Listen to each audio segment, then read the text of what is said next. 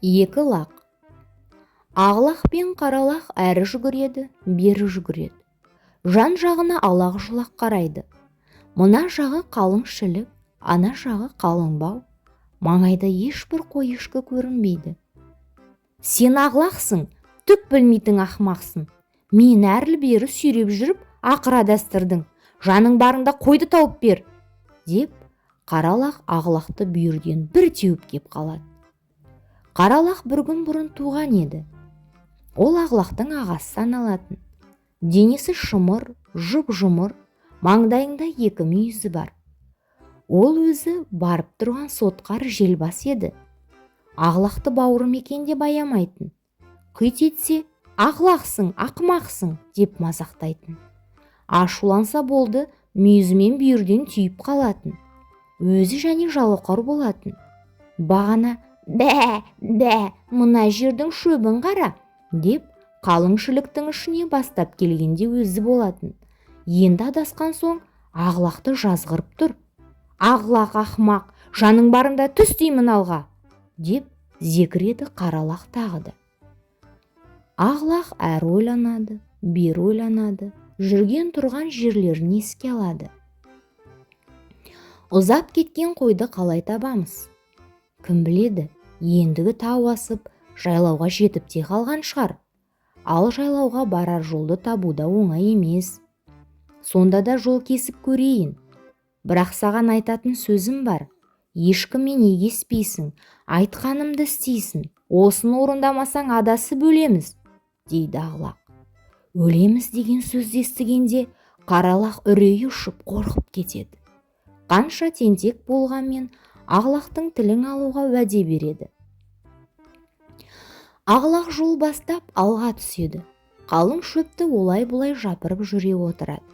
Алдынан жыра кездесе секіріп өтеді, тас кездесе қарғып өтеді. Сөйтіп екеуі бір кезде таудың етегіне ілінеді. Маңайда бір қара көрінбейді, айнала жым-жырт. Ойда жоқта алдарынан бір түлкі шыға келеді. Өзің бір аппақ қарды әдемі лақ екенсің. Ағаң да әдемі, шаршап қалған шығарсыңдар.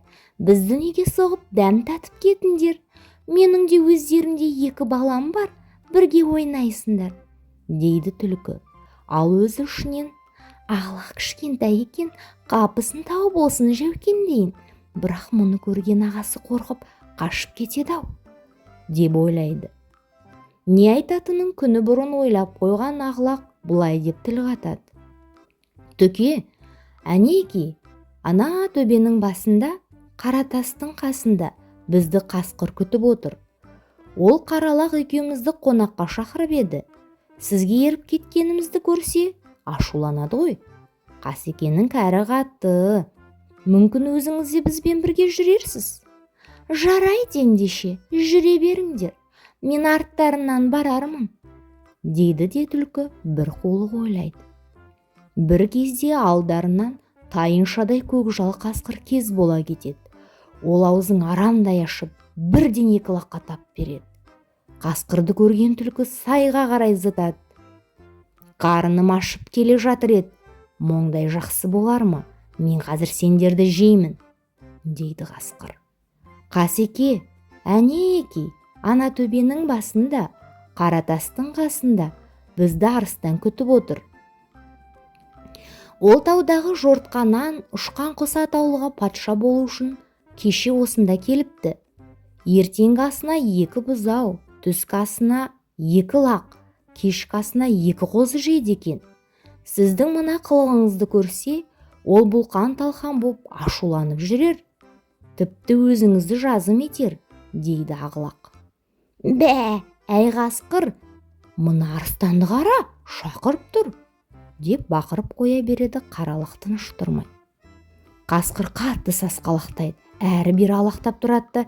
Бәлесінен аулақ, бар, жандарың барыңдар, кетіңдер түге, деп жөнімен жүре береді. Жүгірген бойымен екі лақ бір таудың басына шығады. Тауға шығып, айналаға қараса, тауды бөктерлей бір қора қой қаптап жайылып келеді. Қойдың артында астында аты бар, қасында иті бар қойшы келеді. қойды көргенде есі шығып қуанғаннан екі лақ бә деп маңырап қоя береді. Шопан ата жол бастап бұрын келген ақлақты жерден көтеріп алады. Мен сендерді ойдан қырдан іздеп таба алмай қойып едім. Өздерінің тауып келгенін қарашы. Жарайсың ағлағым, жарайсың. Сені ағлақ, ақмақ деп мазақтайтындардың өздері ақмақ, деп ақлақты құшақтап бауырына қысады.